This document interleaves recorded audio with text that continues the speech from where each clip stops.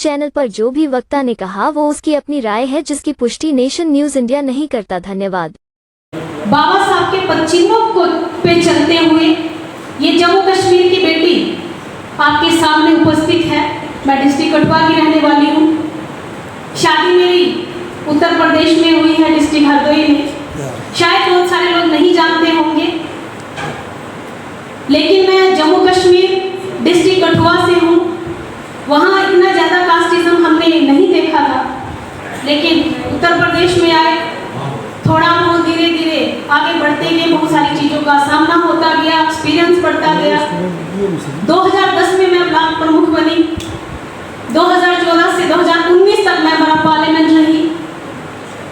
खुशी की बात है कि इस बाबा साहब की बेटी को फर्स्ट टाइमर एमपी होने के नाते भी 9 कमेटियों में रहने का अवसर मिला।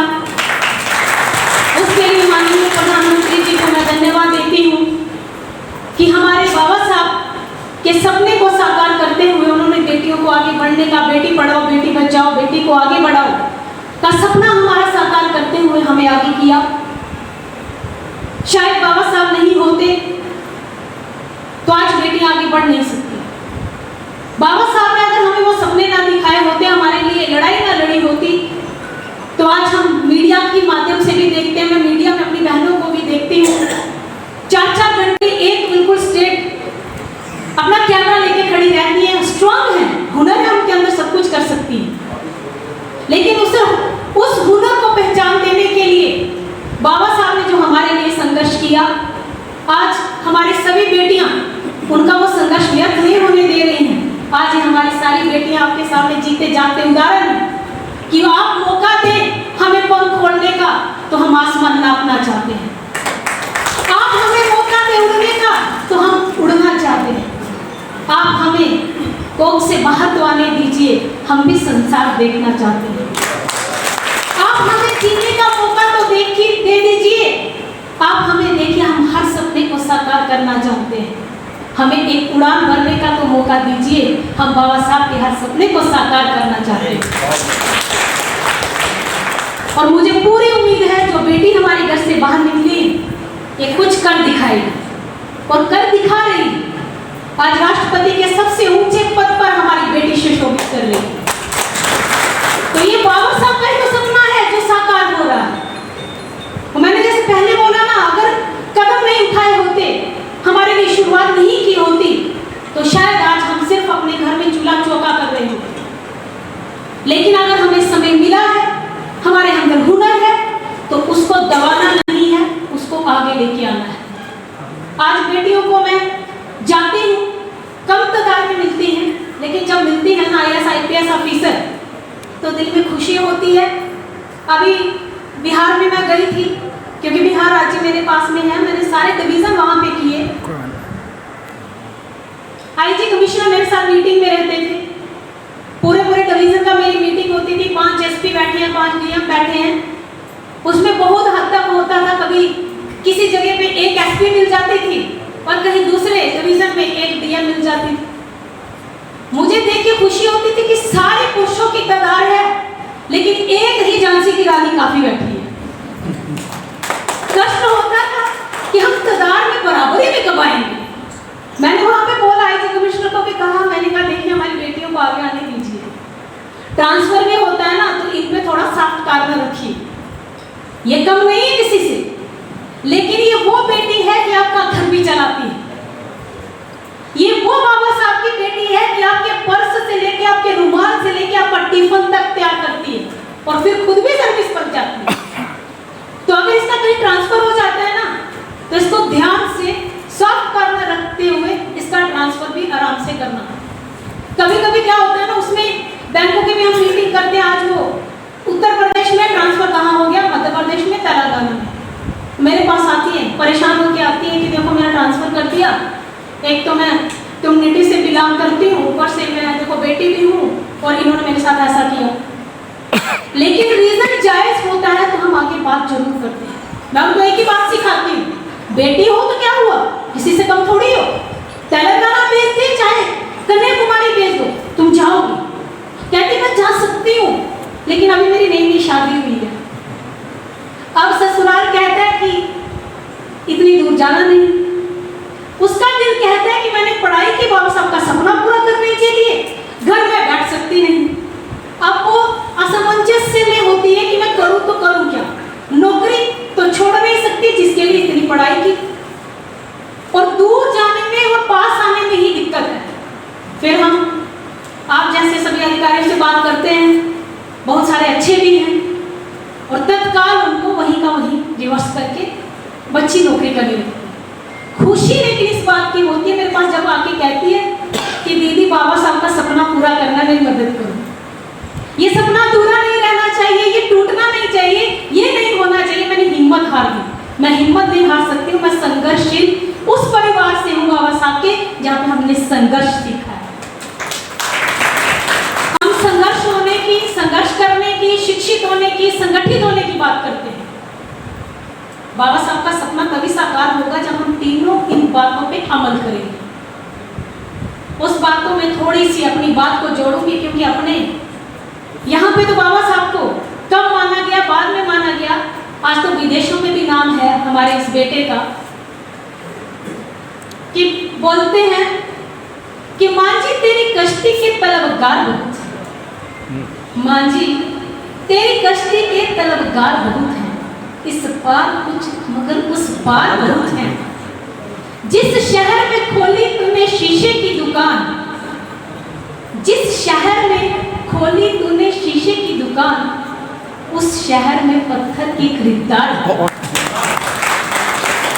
आज बाबा साहब को हमारे देश में, हमारे यहाँ पे फोटो लगाने के लिए इनको दिक्कत होती थी, लेकिन मुझे गर्व की अनुभूति होती है कि आज मैं जहां जहां मीटिंग कर चुकी हूँ, जिस विभाग में कर चुकी हूँ, हमारे बाबा साहब का पहले चित्र लगेगा, उसके बाद अंजुबाला की मीटिंग शुरू होगी।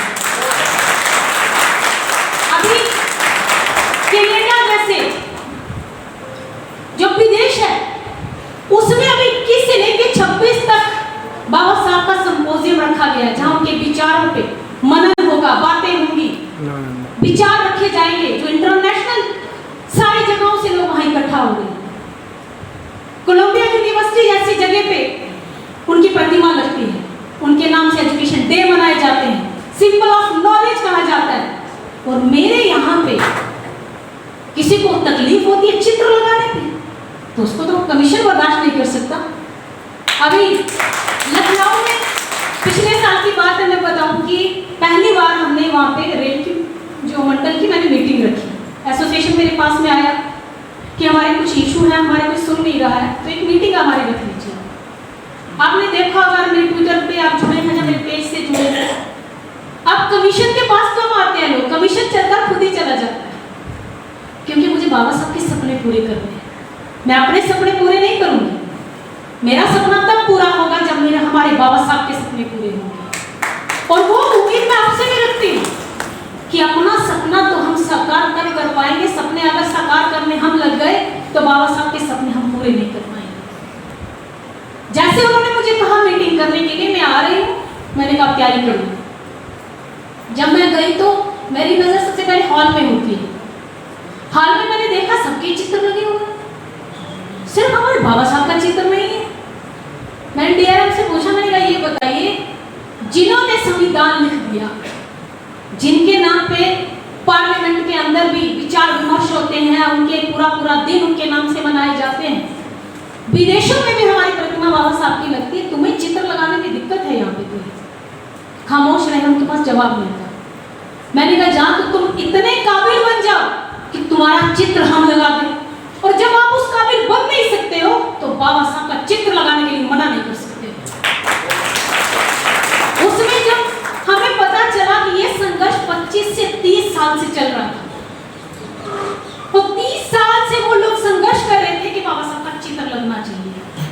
हमने 10 मिनट के अंदर बाबा साहब का चित्र भी लगाया, फूल भी चढ़ाए, और मीटिंग तब जाके हम और उसके बाद में हमने उससे वादा कराया कि आप बाबा साहब की बड़ी प्रतिमा आपके इसमें रेलवे मंडल में लगनी चाहिए। अब इस 15 तारीख को, क्योंकि 14 अप्रैल को मेरे कार्यक्रम थे, और 15 अप्रैल को अभी मैं बाबा साहब की बड़ी प्रतिमा का उद्घाटन करके आ रही हूँ, जो मुझे फख्र की महसूस होता है। करने की ठान लें, आप सब कुछ कर सकते हो। और अभी पटना से आ रही हूँ, परसों शाम को पटना में भी उन्होंने उधर से बात सुनी होगी कि मैडम ने वहाँ मीटिंग की और मैडम के जाने से पहले 95% काम हो गया। मैंने कुछ नहीं किया, लेकिन बस कमीशन आ रहा था। कमीशन के सामने उनको जायज काम तो करने ही थे। डीओपीडी की गाइडलाइन तो फॉलो करनी पड़ेगी ना। हमने एक भी चीज नहीं कहा कि जो रूल के बाहर आप करो, हम आपसे छीन नहीं रहे हैं, पर मेरे लोगों का एसोसिएशन का अधिकार तुमसे छीन के लेंगे, वो हमारे अधिकार है। तुम दोगे नहीं तो छीनेंगे ना। हमने तुम्हारा बाहर जाके रूल में नहीं मांगा। और मेरे जाने से पहले रोस्टर भी मेंटेन हो गए, कंप्लेन भी जितनी थी साल हो गई, और 95% काम होने के बाद 5% एसोसिएशन खुश होके खुशी के आंसू लेके आंखों में कहा कि मैडम ये सपना हमारा 25-30 साल से था। और उस दिन वो खुशी के आंसू देख के उनकी आंखों में मुझे भी एक खुशी का अनुभव हुआ कि मैं कुछ तो कर पाई। हमने बाबा साहब के बच्चे हैं तो हमें इतना तो अधिकार बनता है कि उनका चित्र तो होना चाहिए। परसों जब मैं रेलवे मंडल में पहुंची हूँ अपने पटना में, जब मैंने देखा तो कॉन्फ्रेंस हॉल में वहां के चित्र में, मैंने कहा ऐसे तो मीटिंग शुरू नहीं होगी जी। हमको कहा, उन्होंने कहा सिर्फ मैम आप टाइम दीजिए। और 10 मिनट में वो मेरे उसमें पड़ा भी होगा, 10 मिनट में बाबा साहब का चित्र लग गया। तो ये हमारे लिए खुशी की बात है कि जो ये जगे हुए नहीं थे उनको जगाना हमारा काम है। क्योंकि बाबा साहब को तो नींद ही नहीं आती थी ना, क्योंकि वो कहते थे मेरा समाज सो रहा है। पर बाबा साहब हमें भी देखते होंगे कि अब बाबा साहब के सपने साकार करने के लिए मैं चाहती हूँ आपको भी नींद नहीं आनी चाहिए। आप भी उस लक्ष्य को पूरा करने के लिए आपको भी नींद नहीं आनी चाहिए कि जब तक हम अपनी लास्ट पंक्ति तक ना पहुंच जाए कि हमें अपने बच्चों को शिक्षित कैसे करना है। आज हम टीचर बन के, अधिकारी बन के, रेलवे में, बैंक में, हर जगह विराजमान, हर कुर्सी हम सुशोभित कर रहे हैं। लेकिन क्या कभी ये जानने की कोशिश की जिस शहर से हम आए, जिस गांव से हम आए, क्या हमारे आसपास के जो बच्चे हैं उन लोगों ने पूरी शिक्षा पाली कि नहीं पाली? क्या बाबा साहब का सपना साकार करने के लिए हमको किसी को हम वो जरूरत पूरी कर सकते हैं कि नहीं कर सकते हैं? और आपसे निवेदन करती हूँ, विनती करती हूँ कि बाबा साहब के सपने को साकार करने के लिए एक दिन अपने गांव जरूर चले जाइए। उस मिट्टी को जरूर तिलक कर लीजिए माथे पर जहां से आप आए, और एक बच्चे की शिक्षा का जिम्मा जरूर ले लीजिए, ताकि बाबा साहब के असली सपने हम तब साकार कर सकते हैं जब मन से हम हम बात करेंगे, करके चले जाएंगे, लेकिन सपना वो साकार नहीं होगा। सपना साकार करने के लिए दिल से जुड़ना पड़ेगा, भावनाओं से जुड़ना पड़ेगा।